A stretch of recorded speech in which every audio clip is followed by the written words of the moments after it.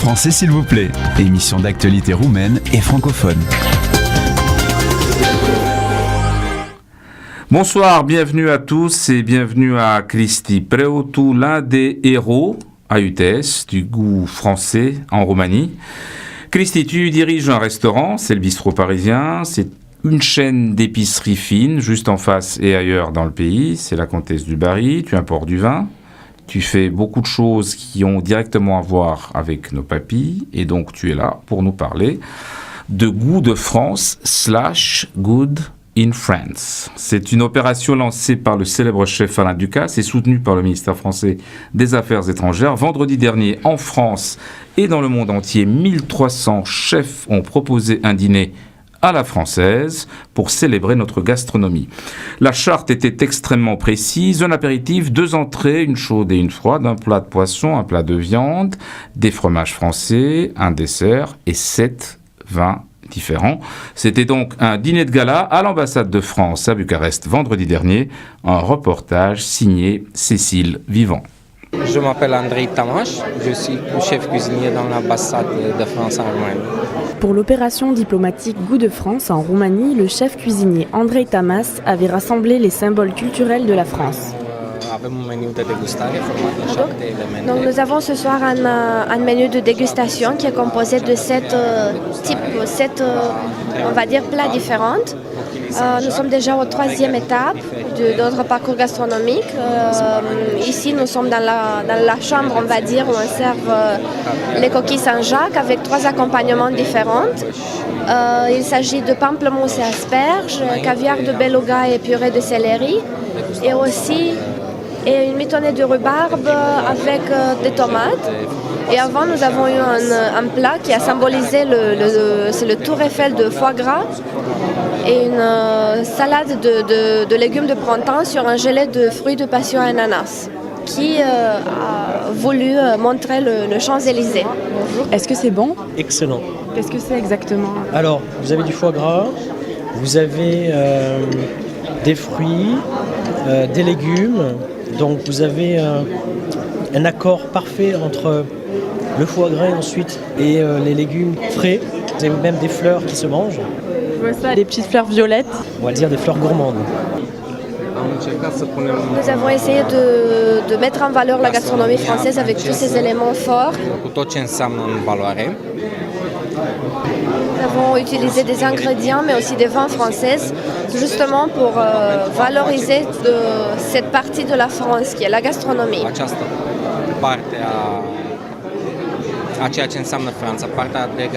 Inscrite au patrimoine immatériel de l'UNESCO depuis 2010, la gastronomie française est aussi un moyen de projeter à l'international l'attrait touristique du pays. Pourquoi c'est la France, là ? Ce que vous avez dans votre assiette ? Parce que c'est plus que de mancare, c'est pas seulement de la nourriture, c'est un art. En fait, on mange un tableau et on déguste. C'est pas manger pour se nourrir, c'est manger, c'est de la dégustation, c'est manger pour apprécier. La campagne diplomatique lancée par le ministre Laurent Fabius fait partie de la stratégie économique française adoptée en 2013 dans un contexte de crise. Nous allons lancer très bientôt, dans les jours qui viennent, une campagne mondiale sur la notion de Creative France. Ce sera le thème de la campagne. Eh bien, je crois que, s'agissant de la gastronomie, elle fait partie de cette créativité. Selon l'Agence française pour le développement de l'industrie et du tourisme, Atout France, partenaire de l'événement, l'objectif principal du gouvernement de François Hollande est de faire de la France le numéro 1 européen dans l'économie touristique. En fait, on est invité ici parce qu'on est partenaire de cet événement partout dans le monde. À ce dîner gastronomique, plusieurs partenaires commerciaux étaient présents. La directrice de vente du segment corporatif du groupe Air France KLM, Alexandra Sina, présentait les nouvelles lignes aériennes qui iront vers la France. Mais en fait, comme monsieur l'ambassadeur l'a bien mentionné, on est heureux de pouvoir annoncer avec cette occasion que non pas seulement qu'on va remettre le vol qu'on a retiré il y a quelques mois, mais on va mettre en 4e.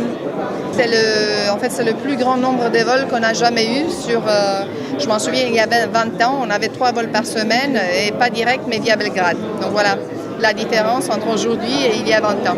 Le gouvernement français prévoit de doubler les flux touristiques d'ici à 2030. La culture culinaire française reste l'une des images de marque parmi les plus symboliques pour la France. L'ambassadeur de France en Roumanie en témoigne lors de ce dîner. La gastronomie française, ce n'est pas rester seul devant son assiette, c'est partager. De toute façon, pour faire de la bonne gastronomie, la première chose, c'est qu'il faut faire avec les meilleurs produits possibles. Et la Roumanie, on a beaucoup. Donc la Roumanie devrait essayer de les faire connaître. Et on peut faire aussi de la très bonne gastronomie française avec des produits roumains qui sont exceptionnels. Et bon appétit. Bien, on termine avec l'ambassadeur de France, monsieur François Saint-Paul. Et moi, j'ai envie de poser une question tout de suite. Là, monsieur l'ambassadeur parlait de la bonne gastronomie. Y a-t-il une mauvaise gastronomie, Christy, française ou autre? Oui, ça existe, la mauvaise gastronomie. Malheureusement, un peu trop souvent. Il y a de la pub pour de la bonne gastronomie qui n'en est pas, en fait. C'est de la gastronomie touristique, c'est de la gastronomie avec des mauvais produits, et donc qui n'a pas forcément d'intérêt. Donc, tu as des exemples? Moi, on est à la radio, mais moi, j'aime bien voir. Moi. C'est quoi cite-moi des restaurants une mauvaise gastronomie dans un endroit touristique dans le monde. Alors, essaye de te balader sur la Rambla à Barcelone, sur les Champs-Élysées, tu ne trouveras pas que de la bonne gastronomie. Ouais, c'est pas de la gastronomie du tout, c'est le fast-food, c'est de la gastronomie comparé à ce qu'on peut trouver là-bas. Oh, tu sais, la mauvaise gastronomie, je vais te l'expliquer un peu plus simplement. C'est la médiocrité dans la complication. Alors, on essaie de faire des recettes très compliquées et en fait, les produits et les mélanges de ces produits sont vraiment pas réussis. Donc, c'est de la mauvaise gastronomie. Non, mais ça, je comprends très bien. Là, l'image est absolument claire. C'est de la haute couture faite avec du synthétique. C'est ça, mais on le présente souvent. Et puis, il y a beaucoup de personnes en Roumanie, par exemple, qui pensent que la gastronomie française, c'est du chichi, chacha, etc.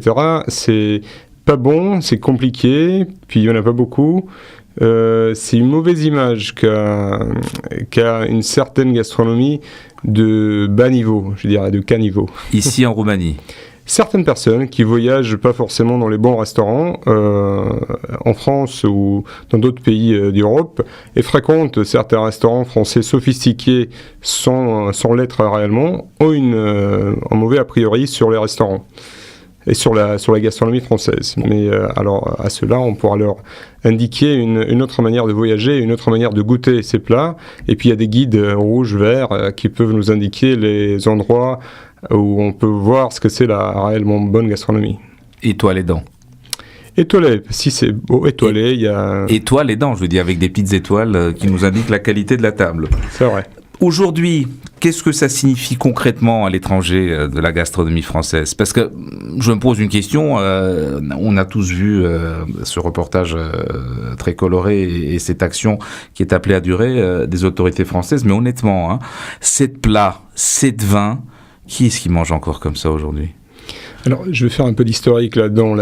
Qu'est-ce que c'est la gastronomie française déjà? Qu'est-ce que c'est la nouvelle cuisine? Et dans les années 60-70, il y avait quelques grands chefs français, Paul Bocuse, Michel Guérard, Michel Troisgros, qui avaient commencé à faire la promotion de la cuisine française dans le monde.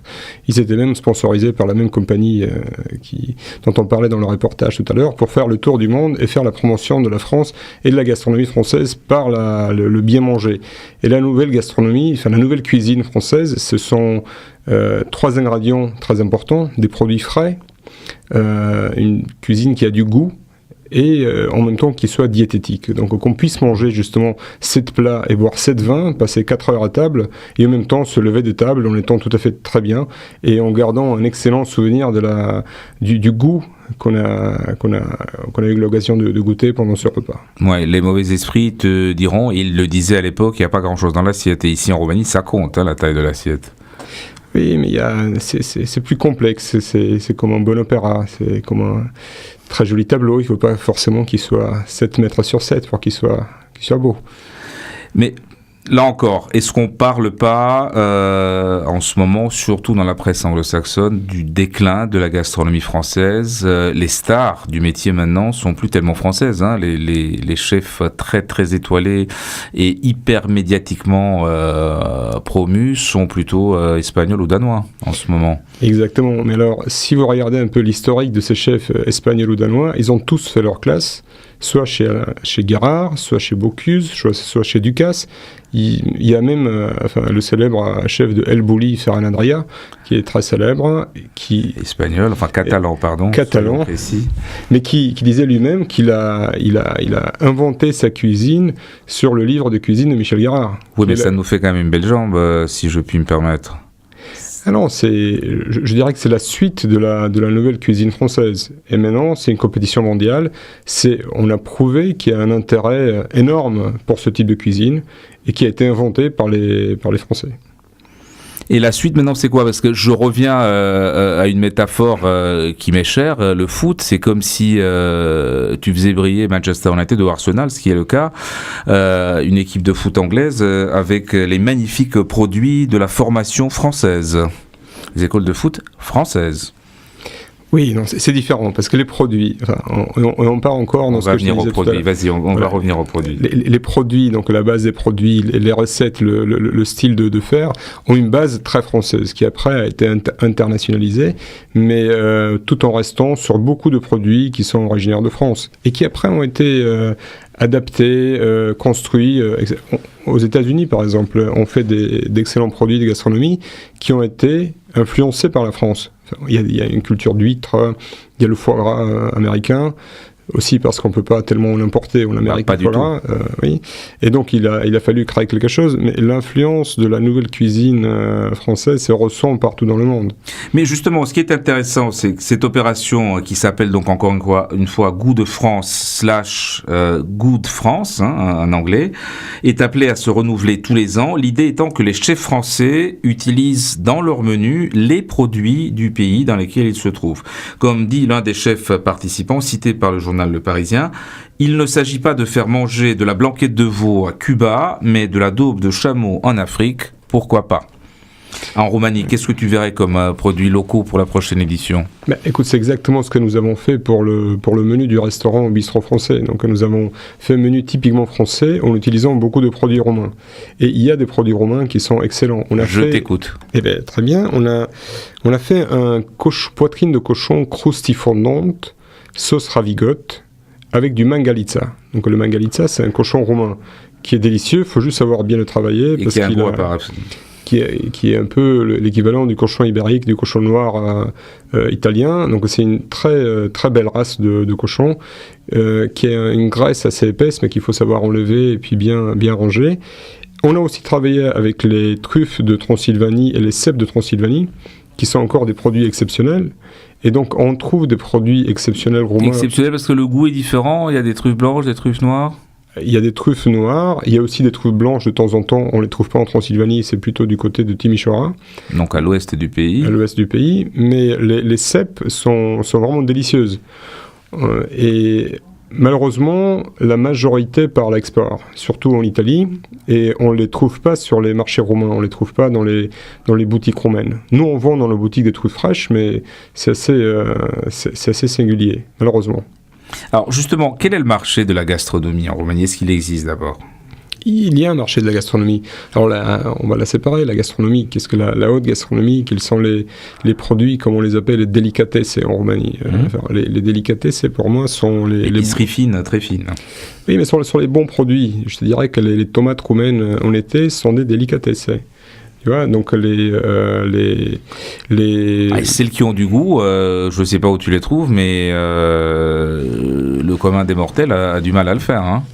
On les trouve à la campagne. Elles sont tout aussi insipides que celles qu'on peut trouver à Rome, à Munich ou à Lille. Oh, peut-être parce qu'elles viennent des mêmes endroits, malheureusement, avec les mêmes camions. Mais en Roumanie, on peut trouver des produits exceptionnels. On peut trouver des produits exceptionnels et aussi des faux produits exceptionnels à laquelle il faut faire attention. Genre un cochon qui n'a mangé que des céréales, etc. Et puis on trouve dans le granier du producteur un sac de suppléments alimentaires pour le faire grossir. C'est de la fraude, tout simplement. Oui, mais le consommateur va s'habituer à bien faire la différence entre ces produits-là et va s'habituer à payer le prix qui est nécessaire pour justement avoir accès à des bons produits. Parce qu'un cochon qui va être nourri qu'avec des céréales et qui est d'une bonne race et dont on a pris soin, il sera forcément plus cher qu'un cochon d'abattoir, un cochon Landa, je dirais. Et puis c'est la même chose pour les tomates, c'est tomates bio. Et d'ailleurs à ce sujet, on va commencer des plantations de produits bio roumains en Transylvanie. C'est-à-dire ta chaîne d'épicerie, la Comtesse du Barry. Exactement. Sur une autre société, on veut faire la promotion des produits locaux de gastronomie parce que on a importé beaucoup d'excellents produits comme sont les jambons espagnols de Pata Negra, le caviar, le foie gras, les bons vins, et on veut rendre un peu à la Roumanie ce qu'elle nous a donné, c'est-à-dire remettre la balance en place et produire d'excellents produits roumains qu'on va vendre aussi bien à Bucarest qu'exporter.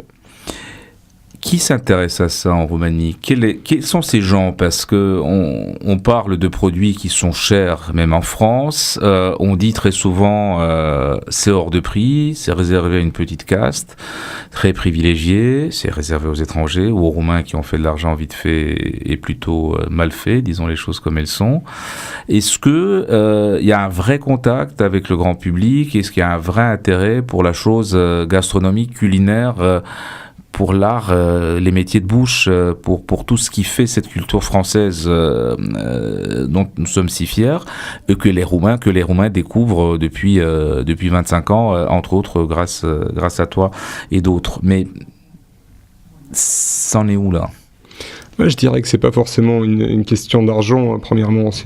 Bien sûr, c'est important d'avoir les moyens de s'acheter des produits qui sont d'une qualité exceptionnelle, mais c'est une question d'intérêt. Parce que je pourrais donner des exemples énormément de gens qui ont beaucoup d'argent, qui n'ont aucun intérêt pour ce genre de produit. Tu vois, donc c'est pas forcément une question d'argent, c'est une question d'intérêt, c'est une question de culture. C'est comme aller à l'opéra à Vienne, tu sais, tout le monde ne le fait pas. Même s'ils auraient l'argent pour le faire. Même à Bucarest ou à Sibiu. Mais c'est pas. Je te parle pas des gens qui se disent je vais pas acheter de la Pata Negra, je vais acheter du Parisar à 3 € le kilo parce qu'il est en promo au coin de la rue. Ça, c'est pas ça. Mais comment ouvrir l'appétit, comment faire connaître au grand public cette gastronomie-là dont on parle depuis le début de l'émission ? Et c'est une question de goût, c'est une question d'avoir goûté. Après que vous ayez goûté un bon Pata Negra, et d'ailleurs on le sert dans des portions de 50 grammes et pas dans des 2 kilos, et donc c'est du concentré de goût, je dirais. Une fois qu'on a goûté un Pata Negra avec un excellent vin, aussi bien soit-il espagnol, roumain que français, on change un peu d'opinion sur la vie en général. Les bons produits de gastronomie, je dirais, vous changent la vie. On a tendance après à manger moins, à manger mieux. Il y en a qui mangent plus aussi, mais c'est quelques exemples. Oui, je te regarde et je connais tes exploits récents en matière de nourriture bien choisie et plus limitée en quantité. J'aimerais qu'on parle un peu de vin, parce que tu fais venir du vin. Bien sûr. Et puis ça c'est moins intéressant, c'est bien. Mais moi j'ai remarqué depuis le temps en Roumanie une vraie... c'est beaucoup plus qu'une amélioration. Il y a un vrai marché du vin roumain, de la production locale, qui a pris son envol. C'était pas le cas il y a quelques années. Tu expliques ça comment, et comment tu situes la qualité du vin roumain sur une échelle internationale? Alors, le vin roumain est beaucoup plus populaire que les vins d'importation, et puis c'est... Le bon vin roumain. Hein. Le vin roumain, je dirais. Pas de piquette du vin de table. Parce qu'au niveau de la consommation, je dirais que c'est la piquette qui se consomme le plus. Mais derrière la bière, quand même, rassure-moi, et la suika. Je crois que c'est en train d'être challengé de plus en plus. Donc les gens ont l'intérêt sur le vin qui est grandissant. Chaque année, le marché du vin augmente en Roumanie. Le fait que ce soit le vin national qui soit préféré est normal, parce que c'est partout dans le monde, à part en Angleterre. C'est le vin local qui se boit le plus. Pas très difficile. C'est vrai. Et quoi qu'il y a du champagne qui est en train de se faire en Angleterre, il y a 3 boîtes déjà qui produisent du champagne anglais. Il est bon ? Il est cher. Donc ça peut présenter un intérêt. Mais pour revenir au vin roumain, il y a de plus en plus de bons vins roumains. Il y a un grand intérêt sur le vin. Le vin est mode. Tu sais, après la crise, il y a beaucoup d'ex-banquiers qui partaient de leur boîte un peu précipitées. Ils ont investi de l'argent dans les wineries pour faire les micro-wineries, pour produire du vin qui soit intéressant, bon, aussi bien au Chili. C'était en 2008, la crise. Mais tu parles de la Roumanie ou en général ? Non, je parle en général. Pour dire que le vin, c'est mode, et en Roumanie, c'est un peu la même chose. Il y a beaucoup de gens qui ont trouvé intéressant d'investir dans le vin pour créer leur marque de vin. Il y a des marques maintenant qui portent le nom du gouvernateur, il y a des marques qui portent le nom d'autres personnes célèbres, il y a des artistes, il y a des acteurs, aussi bien au niveau international qu'en Roumanie, qui font du vin. Donc le vin est un produit mode. Et forcément, en étant un produit mode, il intéresse de plus en plus de gens. Mais la qualité est là aussi. Donc la qualité de certains producteurs est là, et on le ressent. Je ne citerai pas ces producteurs-là, mais si, pourquoi pas, on peut en parler. Bon, ils se reconnaîtront. Il y a Davino qui fait des produits exceptionnels. Il y a Serve qui fait des produits exceptionnels. Par exemple, Prince Mattei, c'est un vin qu'on connaît déjà depuis quelques années et puis qui n'a pas perdu sa qualité. Et il y a des nouveaux joueurs. Il y a un Sauvignon blanc de Liliac, par exemple, en Transylvanie, qui est très bien. Et Stirbeij, qui fait des très bons vins. Donc il y en a vraiment beaucoup qui sont font de plus en plus attention à la qualité de leur vin. Il y a une nouveauté depuis quelques années que je remarque, et que tous les Français, parce que Dieu sait si l'habitude culturelle demeure en Roumanie avec ces beaux mois d'été qui s'annoncent, c'est l'arrivée du rosé de plus en plus massive en Roumanie. Il y a de plus en plus de rosé roumain, alors que franchement c'était pas le cas. Il y avait une seule maison que tu as citée tout à l'heure, qui est le fameux Terra Romana rosé. C'était le seul et unique, tout le monde se l'arrachait. Maintenant il y en a pas mal. Tu expliques ça comment? Parce qu'il n'y a pas que les Français qui boivent du rosé, apparemment. Je te dirais, c'est le même phénomène de mode. Et je me rappelle très bien, il y a 8 ans, lorsque, il y a 9 ans, nous avons ouvert la première boutique à Bucarest. On vendait du rosé aussi. On avait une petite gamme de rosé de Provence, de Bordeaux. Et puis la réaction des clients était très inadéquate, parce qu'ils disaient c'est pas du vin, c'est du mélange entre vin blanc et vin rouge, c'est pas intéressant. Moi, je préfère le vrai vin, le vin rouge, etc. Et le rosé est un phénomène de mode aussi bien en Roumanie qu'en France, qu'est partout dans le monde. Et il se consomme de plus en plus. Et pas seulement en été, mais c'est un vin qui va se boire en hiver, qui va se boire tout au long de l'année. Et aussi, comme pour les vins roumains, tous les producteurs de rosé ont investi dans la qualité. Donc on trouve des rosés maintenant d'excellente qualité et qui ne sont pas donnés. Il y a des rosés à 50 € qui se vendent et qui, je dirais... Roumain. Pas roumain. Roumain, je crois que c'est maximum, c'est 20 €. Mais qui valent leur prix. Donc des rosés à 50 € qui valent leur prix, et celui à 20 €, il le vaut aussi.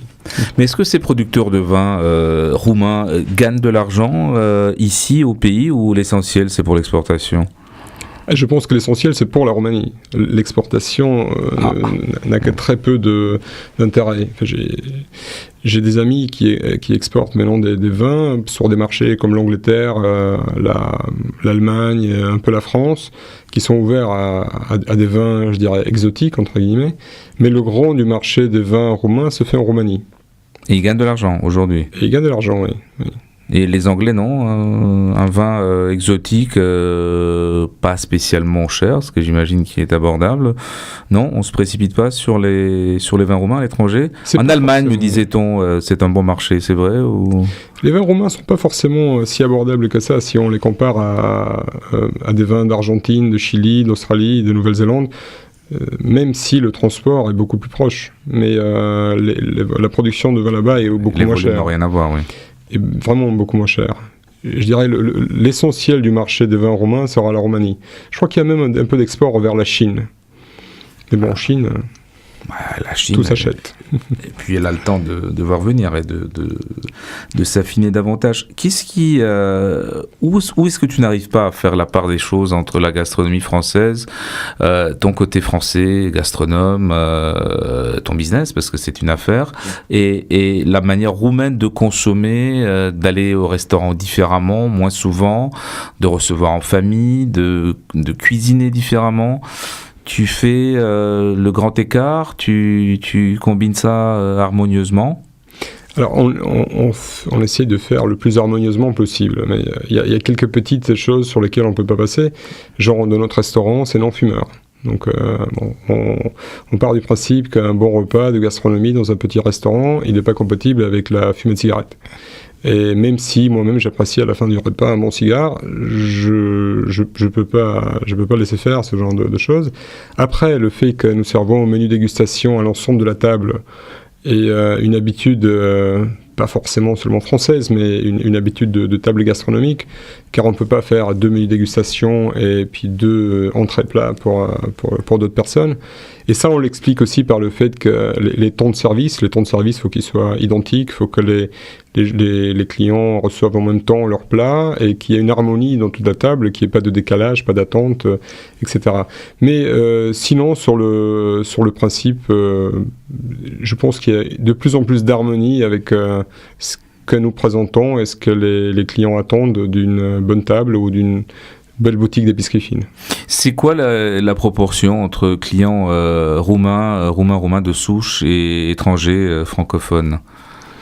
Je ne prendrais pas seulement les francophones, mais mettons expatriés en général. Habitués à une autre gastronomie que celle que la roumaine. Je dirais que c'est 25% d'expatriés et 75% de clientèle roumaine.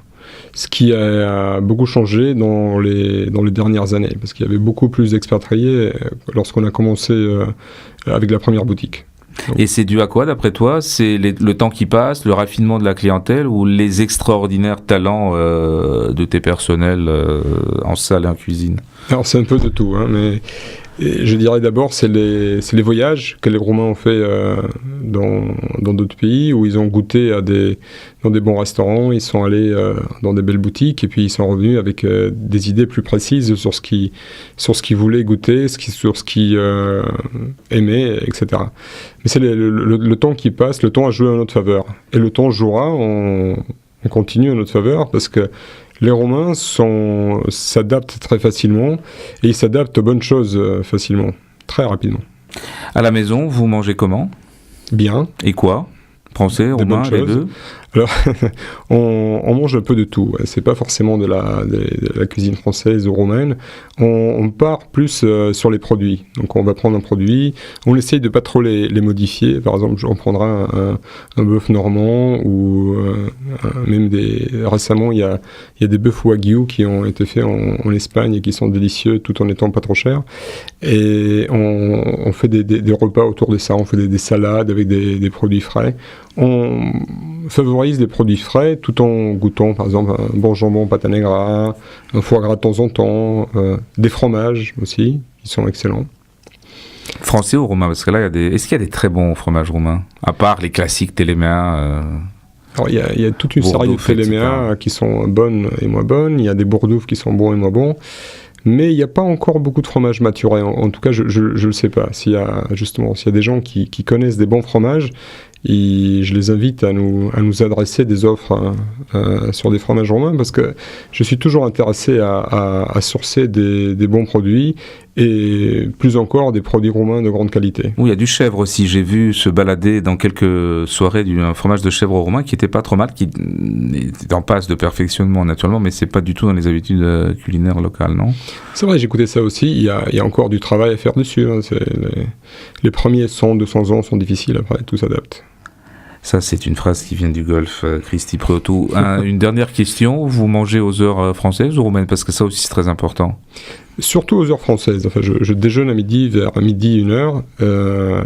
Et le soir, j'essaye d'être vers 19, 20h. Mais toutefois, je m'adapte. Bien, on reste dans le plaisir. Ton plaisir du moment. Et c'est la dernière rubrique de cette émission, en principe, un plaisir à partager. Qu'est-ce que tu as envie de nous faire partager ? Question plaisir, pas forcément gustatif. Alors si, on va rester dans le gustatif parce que c'est ma passion et mon domaine. Et je voudrais vous faire partager une expérience à un restaurant. Donc vous avez l'occasion d'y aller aussi. Et c'est un restaurant exceptionnel, c'est un chef exceptionnel qui s'appelle Marc Vera, qui a fait Tout là-haut en Savoie. Tout là-haut en Savoie, exactement. Avant, il avait 2 restaurants étoilés, un à Megève, un à Annecy, triplement étoilés. Et suite à un accident de ski, il a dû arrêter. Et là, il s'est concentré sur un petit restaurant où il y a 20 places et qui est à 1600 mètres d'altitude et qui est ouvert du mercredi à dimanche. Donc, c'est assez limité comme temps d'accès, mais ça vaut le détour. C'est exceptionnel. On y mange 15 plats ou 18 plats. Enfin, c'est un menu fixe, on ne sait pas ce qu'il y aura. On choisit dans la carte de vin qui est superbe à son tour. Et donc c'est lui qui choisit les plats ? C'est lui qui choisit les plats, c'est lui qui les fait. Il passe dans la salle tout le temps. Comme la clientèle est très restreinte, il a l'occasion de discuter avec tout le monde, d'échanger sur les produits, etc. Nous, on a passé un déjeuner de 13h à 18h30. Donc, quel déjeuner? Heureusement qu'on était en vacances parce que ça ne permettait pas d'aller travailler par la suite. Il fallait réserver longtemps à l'avance ou tu as quelques connaissances? Tu n'étais pas monsieur tout le monde qui passait devant et qui rentrait déjeuner? Je me suis fait aider. Je crois que c'était un coup de chance d'avoir réussi. Mais je pense qu'avec avec un peu de prévision, c'est accessible. On peut parler prix ou c'est indécent?